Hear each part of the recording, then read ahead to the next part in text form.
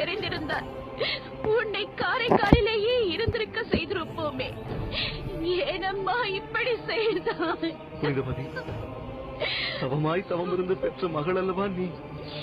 கைலாயநாதர் தந்த அருட்பிரசாதம் அல்லவா நீ?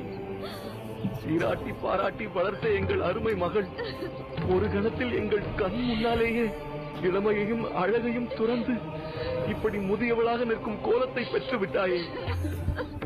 இத்தகைய நிலையை எங்களால் பார்க்கவே முடியவில்லையே. ஏனம்மா இப்படி செய்தாய்? என் மருமகளை இந்த கோலத்தில் காணும் பொழுது என் மனம் பதறுகிறதே. சற்று பொறுங்கள். ஏன் இப்படியெல்லாம் பேசுகிறீர்கள்?